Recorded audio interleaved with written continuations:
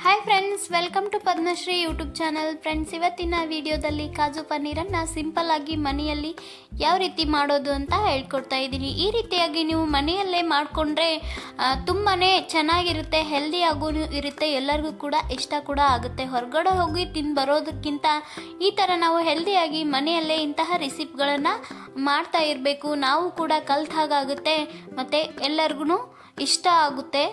So ಸ್ನೇಹಿತರೆ, ವಿಡಿಯೋನ ಶುರು ಮಾಡೋಣ.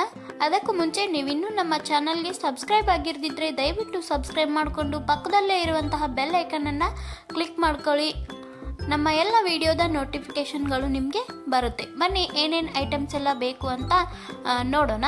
ಸ್ನೇಹಿತರೆ, ಇಲ್ಲಿ ಮೊದಲು 250 ಗ್ರಾಮ್ ಆಗುವಷ್ಟು ನಾನು ಪನ್ನೀರನ್ನು ತೆಗೆದುಕೊಂಡು ಈ ಥರ ಕಟ್ ಮಾಡಿ ಇಟ್ಕೊಂಡಿದ್ದೀನಿ. ನಿಮಗೆ ಎಷ್ಟು ಸೈಜಲ್ಲಿ ಬೇಕೋ ಆ ಥರ ನೀವು ಕಟ್ ಮಾಡಿ ಇಟ್ಕೊಳ್ಳಿ. ಇದಕ್ಕೆ ಸ್ವಲ್ಪ ಉಪ್ಪು, ಸ್ವಲ್ಪ ಅಚ್ಕಾರದ ಪುಡಿ ಎರಡನ್ನು ಇದ್ರ ಮೇಲೆ ಹಾಕಿ ಇದನ್ನು ಚೆನ್ನಾಗಿ ಮಿಕ್ಸ್ ಮಾಡ್ಕೊಳ್ಬೇಕು. ಈ ಥರ ಮಾಡಿದ್ರೆ ತಾನೇ ಮಿಕ್ಸ್ ಆಗುತ್ತೆ. ಆಮೇಲೆ ಇದನ್ನು ಸೈಡಿಗೆ ಎತ್ತಿಟ್ಕೊಳ್ಳಿ. ಆಮೇಲೆ ಈಗ ಒಂದು ಟೊಮೆಟೊವನ್ನು ಈ ಥರ ಚಿಕ್ಕದಾಗಿ ಕಟ್ ಮಾಡಿ ಇಟ್ಕೊಳ್ಬೇಕು. ನೀವು ಫಾರಿನ್ ಟೊಮೆಟೊ ಯೂಸ್ ಮಾಡೋದಾದರೆ 2 ಕಟ್ ಮಾಡಿ ಇಟ್ಕೊಳ್ಳಿ. ಆಮೇಲೆ ಒಂದು ದೊಡ್ಡ ಸೈಜ್ದು ಈರುಳ್ಳಿಯನ್ನು ಈ ಥರ ಕಟ್ ಮಾಡಿ ಇಟ್ಕೊಂಡಿದ್ದೀನಿ. ಮತ್ತು ನಿಮಗೆ ಗೋಡಂಬಿ ಎಷ್ಟು ಬೇಕೋ ಅಷ್ಟು ನೀವು ತಗೊಳ್ಬಹುದು. ನಾನಿಲ್ಲಿ 1 ಬೌಲ್ ಆಗುವಷ್ಟು ತೊಗೊಂಡಿದ್ದೀನಿ. ಮತ್ತು ಇದು ಬೆಣ್ಣೆನ ಎಷ್ಟು ಬೇಕೋ ಅಷ್ಟು ಲಾಸ್ಟ್ಗೆ ನಾವು ಹಾಕ್ಕೊಳ್ಬೇಕು. ಇದೆ ಎಲ್ಲನೂ ನಾನು ಯೂಸ್ ಮಾಡಲ್ಲ. ಆಮೇಲೆ ಒಂದು ಚಕ್ಕೆಯನ್ನು ಈ ಥರ ಮುರಿದು ಇಟ್ಕೊಳ್ಬೇಕು, ಇದನ್ನು ಒಗ್ಗರಣೆ ಹಾಕಲಿಕ್ಕೆ. ಆಮೇಲೆ ಒಂದು 3 ಲವಂಗವನ್ನು ತೆಗೆದುಕೊಂಡಿದ್ದೀನಿ, 2 ಏಲಕ್ಕಿಯನ್ನು ತೆಗೆದುಕೊಳ್ಬೇಕು. ಮತ್ತು ಇದು ಕಾಳುಮೆಣಸು ಒಂದು 5, ಸ್ವಲ್ಪ ಕಸ್ತೂರಿ ಮೆಂತ್ಯ ಒಂದು ಅರ್ಧ ಟೀ ಸ್ಪೂನು, 1 ಟೀ ಸ್ಪೂನ್ ಆಗುವಷ್ಟು ನಾನು ಪನ್ನೀರ್ ಮಸಾಲ ತಗೊಂಡಿದ್ದೀನಿ. ಆಮೇಲೆ ಇನ್ನೂ ಒಂದು ಮಸಾಲೆ ಇದೆಯಲ್ವಾ, ಅದು ಮನೆಯಲ್ಲೇ ತಯಾರು ಮಾಡ್ಕೊಂಡಿರೋದು. ಆಮೇಲೆ ಇದು ಹಸಿ ಶುಂಠಿ ಮತ್ತು 1 ಟೀ ಸ್ಪೂನ್ ಆಗುವಷ್ಟು ಜೀರಿಗೆ ತೆಗೆದುಕೊಂಡಿದ್ದೀನಿ. ಈಗ ಒಂದು ಪಾತ್ರೆಗೆ ಸ್ವಲ್ಪ ತುಪ್ಪವನ್ನು ಹಾಕ್ಬೋದು, ಇಲ್ಲ ಅಂದರೆ ನೀವು ಎಣ್ಣೆ ಕೂಡ ಹಾಕ್ಬೋದು. ನಿಮಗೆ ಆಪ್ಷನಲ್ ಇದು. ಎಣ್ಣೆಯಲ್ಲೂ ಕೂಡ ನೀವು ಈ ಪನ್ನೀರನ್ನು ಹಾಕ್ಕೊಳ್ಬೇಕು. ಈಗ ಮೊದಲಿಗೆ ಇದರಲ್ಲಿ ನಾವು ಗೋಡಂಬಿಯನ್ನು ಸ್ವಲ್ಪ ಫ್ರೈ ಮಾಡಿ ಇಟ್ಕೊಳ್ಳೋಣ. ಗೋಲ್ಡನ್ ಕಲರ್ ಬರೋವರೆಗೂ ಇದನ್ನು ಚೆನ್ನಾಗಿ ಫ್ರೈ ಮಾಡಿ ಈ ತುಪ್ಪದಲ್ಲಿ. ಇಲ್ಲ ನೀವು ಎಣ್ಣೆಯಲ್ಲಿ ಮಾಡ್ಕೊಳ್ತೀನಿ ಅಂದರೆ ಹಾಗೂ ಕೂಡ ಮಾಡ್ಬೋದು. ನೀವು ಜಾಸ್ತಿ ಜನ ಇದ್ದರೆ ಜಾಸ್ತಿ ಕ್ವಾಂಟಿಟಿಯಲ್ಲಿ ಮಾಡ್ಕೊಳ್ಬಹುದು. ಮತ್ತು ಇದರಲ್ಲಿ ಗೋಡಂಬಿ ಮತ್ತು ಪನ್ನೀರ್ನಲ್ಲಿ ನೀವು ಹೆಚ್ಚು ಕಡಿಮೆ ಮಾಡ್ಕೊಳ್ಬಹುದು, ಇಷ್ಟೇ ಬೇಕು ಅಂತ ಏನಿಲ್ಲ. ಈಗ ಇದನ್ನು ಸೈಡ್ಗೆ ಬೇರೆ ಪಾತ್ರೆಯಲ್ಲಿ ತೆಗೆದಿಟ್ಕೊಂಡು ಇದೇ ತುಪ್ಪದಲ್ಲಿ ಒಂದೇ 1 ನಿಮಿಷ ನಾವು ಈ ಪನ್ನೀರನ್ನು ಹಾಕ್ಕೊಂಡು ಸ್ವಲ್ಪ ಇದನ್ನು ಮಿಕ್ಸ್ ಮಾಡ್ಕೊಳ್ಬೇಕು. ತುಂಬ ಜಾಸ್ತಿ ಹೊತ್ತು ಬೇಯಿಸೋ ಅಗತ್ಯ ಇಲ್ಲ. ತುಪ್ಪ ಎಲ್ಲ ಇದಕ್ಕೆ ಸ್ಪ್ರೆಡ್ ಆಗೋವರೆಗೂ ಮಾತ್ರ ನಾವು ಬೇಯಿಸ್ಕೊಳ್ಬೇಕಾಗುತ್ತೆ. ಪನ್ನೀರೆಲ್ಲ ಸಪ್ಪೆ ಆಗಿರುತ್ತಲ್ವಾ, ಅದ್ರ ಜೊತೆಗೆ ಈ ಉಪ್ಪು, ಸ್ವಲ್ಪ ಖಾರದ ಪುಡಿ ಸೇರಿದ್ರೆ ಚೆನ್ನಾಗಿರುತ್ತೆ ಅಂತ ಅದಕ್ಕೋಸ್ಕರ ಈಗ ನಾವು ಇದನ್ನು ಸಹ ಬೇರೆ ಒಂದು ಪಾತ್ರೆಯಲ್ಲಿ ತೆಗೆದಿಟ್ಕೊಳ್ಬೇಕು. ಒಂದೇ 1 ನಿಮಿಷ ಈ ಥರ ನೀವು ಇದರಲ್ಲಿ ಫ್ರೈ ಮಾಡಿ.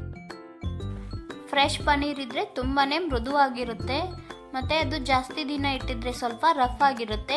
ಇದನ್ನು ಈ ಥರ ನಾವು ಜಾಸ್ತಿ ಹೊತ್ತು ಬೇಯಿಸ್ಕೊಂಡ್ರೆ ಇದು ರಫ್ ಆಗಿ ಹೋಗ್ಬಿಡುತ್ತೆ. ಅದಕ್ಕೆ ಒಂದೇ 1 ನಿಮಿಷ ನಾವು ಇದರಲ್ಲಿ ಹಾಕ್ಕೊಳ್ಬೇಕು.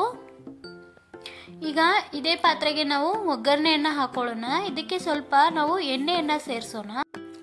ಎಣ್ಣೆ ಬದಲು ನೀವು ತುಪ್ಪ ಕೂಡ ಇಲ್ಲಿ ಸೇರಿಸ್ಕೊಳ್ಬಹುದು, ಇಲ್ಲ ಅಂದರೆ ಬೆಣ್ಣೆ ಕೂಡ ಹಾಕ್ಕೊಳ್ಬಹುದು. ಬೆಣ್ಣೆ ಹಾಕ್ಕೊಂಡ್ರೆ ಅದು ಕರ್ಗೋವರೆಗೂ ಕಾಯಬೇಕಾಗುತ್ತೆ. ಅದಕ್ಕೋಸ್ಕರ ತುಪ್ಪನೂ ಯೂಸ್ ಮಾಡ್ಬೋದು, ಇಲ್ಲ ಅಂದರೆ ಎಣ್ಣೆ ಸಹ ನಾವು ಯೂಸ್ ಮಾಡ್ಬೋದು. ಈಗ ಎಣ್ಣೆ ಎಲ್ಲ ಕಾದ ನಂತರ ಇದಕ್ಕೆ ಕಟ್ ಮಾಡಿ ಇಟ್ಕೊಂಡಿರುವಂಥ ಈರುಳ್ಳಿಯನ್ನು ಸೇರಿಸ್ಬೇಕು. ಈರುಳ್ಳಿಯನ್ನು ಚೆನ್ನಾಗಿ ಮಿಕ್ಸ್ ಮಾಡ್ಕೊಳ್ಬೇಕು. ಇದ್ರ ಜೊತೆಗೇ ಈಗ ಹಸಿ ಶುಂಠಿಯನ್ನು ಸಹ ಹಾಕ್ಕೊಳ್ತಾ ಇದ್ದೀವಿ. ಆಮೇಲೆ ಮಿಕ್ಕ ಎಲ್ಲ ಒಂದು ಮಸಾಲೆ ಪದಾರ್ಥಗಳಿದೆಯಲ್ವ, ಜೀರಿಗೆ, ಚಕ್ಕೆ, ಲವಂಗ, ಇದನ್ನೆಲ್ಲ ಸಹ ಇದರಲ್ಲಿ ಹಾಕ್ಕೊಳ್ಬೇಕು. ಹಾಕ್ಕೊಂಡು ಚೆನ್ನಾಗಿ ಫ್ರೈ ಮಾಡ್ಕೊಳ್ಳಿ 1-2 ರಿಂದ 3 ನಿಮಿಷದವರೆಗೂ. ಈರುಳ್ಳಿ ಎಲ್ಲ ಕಲರು ಚೇಂಜ್ ಆಗಬೇಕು. 1-2 ರಿಂದ 3 ನಿಮಿಷ ಬೇಯಿಸ್ಕೊಂಡ್ರೆ ಈರುಳ್ಳಿ ಕೂಡ ಚೆನ್ನಾಗಿ ಬೇಯುತ್ತೆ. ಈಗ ನಾವು ಇದರಲ್ಲಿ ಟೊಮೆಟೊವನ್ನು ಸಹ ಸೇರಿಸ್ಕೊಳ್ಬೇಕು. ಟೊಮೆಟೊವನ್ನು ಹಾಕಿ ಚೆನ್ನಾಗಿ ಮಿಕ್ಸ್ ಮಾಡ್ಕೊಳ್ಳಿ. ಟೊಮೆಟೊ ಎಲ್ಲ ಸಾಫ್ಟ್ ಆಗಬೇಕು. ಇದರಲ್ಲಿ ಸಾಫ್ಟ್ ಆದರೆ ಗ್ರೇವಿ ತುಂಬಾ ಚೆನ್ನಾಗಿರುತ್ತೆ. ಅದಕ್ಕೋಸ್ಕರ ಮತ್ತು ಈ ಥರ ನಾವು ಬೇಯಿಸಿ ಗ್ರೇವಿಯನ್ನು ಮಾಡೋದ್ರಿಂದ ಗ್ರೇವಿಗೆ ಒಳ್ಳೆ ಟೇಸ್ಟ್ ಬರುತ್ತೆ. ಸ್ವಲ್ಪ ಉಪ್ಪನ್ನು ಹಾಕ್ಕೊಂಡ್ರೆ ಬೇಗನೆ ಇದು ಫ್ರೈ ಆಗುತ್ತೆ ಅಂತ ಸ್ವಲ್ಪ ಉಪ್ಪು ಹಾಕ್ಕೊಳ್ಬೇಕು. ಈಗ ಅರಿಶಿನ ಪುಡಿ ಸ್ವಲ್ಪ ಕಲರ್ಗೆ ತುಂಬಾ ಚೆನ್ನಾಗಿರುತ್ತೆ ಕಲರು. ಆಮೇಲೆ ಇಲ್ಲಿ ನಾವು ಮಸಾಲೆ ಖಾರವನ್ನು ಹಾಕ್ತಾ ಇದ್ದೀವಿ. ನೀವು ಅಚ್ಚ ಖಾರದ ಪುಡಿ ಬಳಸ್ತಾ ಇದ್ರೆ ಅದನ್ನು ಕೂಡ ಸೇರಿಸ್ಬೋದು. ಅದನ್ನು ನೀವು ಸೇರಿಸಿದ್ರೆ ಮಸಾಲೆನ ಸ್ವಲ್ಪ ಜಾಸ್ತಿಯಾಗಿ ತಗೊಳ್ಬೇಕಾಗುತ್ತೆ. ಅದರಲ್ಲಿ ಮಸಾಲೆ ಇರೋದಿಲ್ಲ. ಅದಕ್ಕೋಸ್ಕರ ನಾವು ಉತ್ತರ ಕರ್ನಾಟಕದ ಕಡೆ ಎಲ್ಲ ಈ ಥರ ಮಸಾಲೆ ಖಾರವನ್ನು ಮನೆಯಲ್ಲೇ ರೆಡಿ ಮಾಡಿ ಇಟ್ಕೊಂಡಿರ್ತೀವಿ. ಹೀಗಾಗಿ ನಾವು ಮಸಾಲೆಯನ್ನು ಜಾಸ್ತಿ ಬಳಸೋದಿಲ್ಲ. ಇದನ್ನು ಚೆನ್ನಾಗಿ ಮಿಕ್ಸ್ ಮಾಡ್ಕೊಳ್ಳಿ. ಇದು ಎಲ್ಲ ಚೆನ್ನಾಗಿ ಫ್ರೈ ಆಗಿ ಸ್ವಲ್ಪ ಇದು ತಣ್ಣಗಾಗಬೇಕು. ತಣ್ಣಗಾದ್ಮೇಲೆ ನಾವು ಮಿಕ್ಸಿ ಜಾರ್ನಲ್ಲಿ ಡೈರೆಕ್ಟಾಗಿ ಇದನ್ನು ಹಾಕ್ಕೊಳ್ಬೇಕು. ಬಿಸಿ ಇರೋವಾಗಲೇ ಇದನ್ನು ನೀವು ಗ್ರೈಂಡ್ ಮಾಡ್ಕೊಳ್ಳೋಕೆ ಹೋಗಬೇಡಿ. ಆಮೇಲೆ ಇದಕ್ಕೆ ಸ್ವಲ್ಪ ಒಣ ಕೊಬ್ಬರಿಯನ್ನು ಹಾಕ್ಕೊಂಡು ಒಂದು ಬೌಲ್ನಷ್ಟು ನೀರು ತಗೊಂಡಿದ್ದೀನಿ. ಇದು ಪೇಸ್ಟ್ ಥರ ಆಗಬೇಕಲ್ವಾ, ಅದಕ್ಕೋಸ್ಕರ ನೀರನ್ನು ಮೊದಲು ಒಂದ್ಸಲ ಮಿಕ್ಸಿ ಮಾಡಿಕೊಂಡು ಆಮೇಲೆ ಸೇರಿಸಿ, ಒಮ್ಮೆ ಸೇರ್ಸಕ್ಕೆ ಹೋಗಬೇಡಿ. ನೋಡಿ, ಈಗ ಅದೇ ಪಾತ್ರೆಗೆ ಮತ್ತೆ ಸ್ವಲ್ಪ ಎಣ್ಣೆಯನ್ನು ಸೇರಿಸ್ಕೊಂಡು ಸ್ವಲ್ಪ ಕರಿಬೇವು ಸೊಪ್ಪನ್ನು ಸೇರಿಸ್ಕೊಳ್ತಾ ಇದ್ದೀನಿ. ಮತ್ತು ಒಂದು ಫ್ಲೇವರ್ಗೋಸ್ಕರ ಒಂದು ಮೆಣಸಿನ್ಕಾಯನ್ನು ನಾನು ಈ ಥರ ಮುರಿದ್ಬಿಟ್ಟು ಹಾಕ್ಕೊಳ್ತಾ ಇದ್ದೀನಿ. ಹಸಿರು ಮೆಣಸಿನ್ಕಾಯಿ ಇದು ಆಪ್ಷನಲ್ಲು, ನಿಮ್ಗೆ ಬೇಡ ಅಂದರೆ ಸ್ಕಿಪ್ ಕೂಡ ಮಾಡಬಹುದು. ಕೆಲವೊಬ್ರು ಕರಿಬೇವನ್ನು ಸಹ ಹಾಕ್ತಾರೆ, ಕೆಲವೊಬ್ರು ಹಾಕಲ್ಲ. ಇದಕ್ಕೆ ನಾನಿವತ್ತು ಹಾಕ್ತಾ ಇದ್ದೀನಿ. ಈಗ ನಾವು ಗ್ರೇವಿ ಮಾಡಿ ಇಟ್ಕೊಂಡಿರ್ತೀವಲ್ವ, ಅದನ್ನು ಇದರಲ್ಲಿ ಸೇರಿಸ್ಕೊಂಡು ಒಂದು 2 ನಿಮಿಷ ಇದನ್ನು ಚೆನ್ನಾಗಿ ಮಿಕ್ಸ್ ಮಾಡ್ಕೊಳ್ಳಿ. ಎಣ್ಣೆ ಎಲ್ಲ ಮಿಕ್ಸ್ ಆಗಬೇಕು ಅದರಲ್ಲಿ, ಅದಕ್ಕೋಸ್ಕರ. ಆಮೇಲೆ ಇಲ್ಲಿ ಮಸಾಲೆ ಇಟ್ಕೊಂಡಿದ್ವಲ್ವ, ಪುಡಿ ಮಾಡಿರೋದು ಮತ್ತು ಪನ್ನೀರ್ ಮಸಾಲ, ಅದನ್ನು ಸಹ ಇದರಲ್ಲಿ ಸೇರಿಸ್ಕೊಂಡು ಚೆನ್ನಾಗಿ ಮಿಕ್ಸ್ ಮಾಡ್ಕೊಳ್ಳಿ. ಒಂದು 2 ನಿಮಿಷ ಅಷ್ಟೇ. ಇದನ್ನು ನಾವು ಒಗ್ಗರಣೆ ಮೊದಲೇ ಹಾಕಿ ಫ್ರೈ ಮಾಡಿದ್ವಿ, ಆದರೂ ಈ ಎಣ್ಣೆಯಲ್ಲಿ ಸ್ವಲ್ಪ ಇದನ್ನು ಮತ್ತೆ ಒಂದ್ಸಲ ಫ್ರೈ ಮಾಡ್ಕೊಳ್ಬೇಕು. ಒಂದೇ 1 ನಿಮಿಷ ಅಥವಾ 2 ನಿಮಿಷ ಮಾಡ್ಕೊಳ್ಳಿ, ಸಾಕು. ಈಗ ನೋಡಿ, ಇದು ಕುದೀತಾ ಇದೆ. ಈಗ ನೀವು ಟೇಸ್ಟಿಗೆ ಬೇಕಾದಷ್ಟು ಉಪ್ಪನ್ನು ಸೇರಿಸ್ಕೊಳ್ಳಿ. ಉಪ್ಪನ್ನು ನಾವು ಈರುಳ್ಳಿ ಫ್ರೈ ಮಾಡುವಾಗ ಮತ್ತು ಪನ್ನೀರ್ಗೂ ಸಹ ಹಾಕಿದ್ವಿ, ಅದಕ್ಕೆ ಸ್ವಲ್ಪನೇ ಸೇರಿಸ್ಕೊಳ್ಳಿ ನೋಡಿಕೊಂಡು. ಬೇಕಿದ್ರೆ ಆಮೇಲೆ ಸಹ ಸೇರಿಸ್ಕೊಳ್ಳೋಕೆ ಬರುತ್ತೆ, ಆದರೆ ಜಾಸ್ತಿ ಆದರೆ ಏನು ಮಾಡೋಕ್ಕಾಗಲ್ವಲ್ವಾ, ಅದಕ್ಕೋಸ್ಕರ. ಈಗ ಇದು ಈ ಥರ ಫ್ರೈ ಆಗ್ತಾ ಇದೆ. ನಾವು ಇದರಲ್ಲಿ ಮಿಕ್ಕ ಇಂಗ್ರೀಡಿಯೆಂಟ್ಸ್ ಎಲ್ಲ ಸೇರಿಸ್ಕೊಳ್ಬೇಕಾಗತ್ತೆ. ನೋಡಿ, ಗ್ರೇವಿ ನಿಮಗೆ ಅದು ಪರ್ಫೆಕ್ಟ್ ಇದೆ ಅನಿಸಿದ್ರೆ ಇಷ್ಟೇ ಬಿಡಿ. ಇಲ್ಲ ಅಂದರೆ ಮತ್ತೆ ಸ್ವಲ್ಪ ನೀರು ಹಾಕ್ಕೊಳ್ಳಿ. ನಿಮಗೆ ಯಾವ ಕನ್ಸಿಸ್ಟೆನ್ಸಿಯಲ್ಲಿ ಬೇಕೋ ಅಷ್ಟು ನೀವು ನೀರನ್ನು ಸೇರಿಸ್ಕೊಳ್ಬಹುದು. ನಿಮಗೆ ತುಂಬ ತಿಳುವಾಗಬೇಕಾದ್ರೆ ಆ ಥರನೂ ಕೂಡ ನೀವು ಮಾಡ್ಕೊಳ್ಬಹುದು. ನೋಡಿ, ಇದು ಸ್ವಲ್ಪ ಗಟ್ಟಿಯಾಗಿದ್ದೇನೆ ಅನ್ನಿಸ್ತಾ ಇದೆ ನನಗೆ. ಈಗ ಇದರಲ್ಲಿ ನಾವು ಗೋಡಂಬಿಯನ್ನು ಸೇರಿಸ್ಕೊಳ್ಳೋಣ.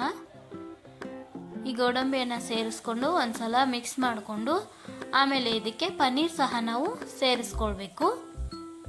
ನೋಡಿ, ಪನ್ನೀರ್ನಲ್ಲಿ ಎಲ್ಲ ರಸ ಬಿಟ್ಟಿದೆ ಇದು, ಯಾಕೆಂದರೆ ಇದು ಫ್ರೆಶ್ ಆಗಿತ್ತು, ತುಂಬಾ ಚೆನ್ನಾಗಿತ್ತು ಪನ್ನೀರು. ಈಗ ಈ ಎರಡನ್ನು ಸ್ವಲ್ಪ ಗ್ರೇವಿಯಲ್ಲಿ ಚೆನ್ನಾಗಿ ಮಿಕ್ಸ್ ಮಾಡ್ಕೊಳ್ಳಿ. ನೀವು ಈ ಹಂತದಲ್ಲೂ ಕೂಡ ಗರಂ ಮಸಾಲೆಯನ್ನು ಸಹ ಇದರಲ್ಲಿ 1 ಟೀ ಸ್ಪೂನು ಸೇರಿಸ್ಕೊಳ್ಬೋದು. ನಮಗೆ ಮಸಾಲೆ ಜಾಸ್ತಿ ತಿನ್ನಲ್ಲ ನಾವು, ಅದಕ್ಕೋಸ್ಕರ ಕಡಿಮೆ ಮಸಾಲೆಯನ್ನು ನಾನು ಯೂಸ್ ಮಾಡಿದ್ದೀನಿ. ಮತ್ತು ನಾವು ಹಾಕಿರೋ ಖಾರದಲ್ಲೂ ಸಹ ಮಸಾಲೆ ಇರುತ್ತೆ, ಅದಕ್ಕೋಸ್ಕರ. ಈಗ ಕಸ್ತೂರಿ ಮೆಂತ್ಯವನ್ನು ಈ ಥರ ಸ್ವಲ್ಪ ಕೈಯಲ್ಲಿ ಕ್ರಷ್ ಮಾಡಿ ಹಾಕ್ತಾ ಇದ್ದೀನಿ. ಸ್ವಲ್ಪ ಕೊತ್ತಂಬರಿ ಸೊಪ್ಪನ್ನು ಸಹ ಹಾಕ್ತಾ ಇದ್ದೀನಿ. ನೀವು ಕೊತ್ತಂಬರಿ ಸೊಪ್ಪನ್ನು ಲಾಸ್ಟ್ಗೆ ಕೂಡ ಸೇರಿಸ್ಕೊಳ್ಬಹುದು. ನಾನು ಸ್ವಲ್ಪ ಅದರ ವಾಸನೆ ಬಿಡಲಿ ಅಂತ ಈಗಲೇ ಹಾಕ್ಕೊಂಡಿದ್ದೀನಿ.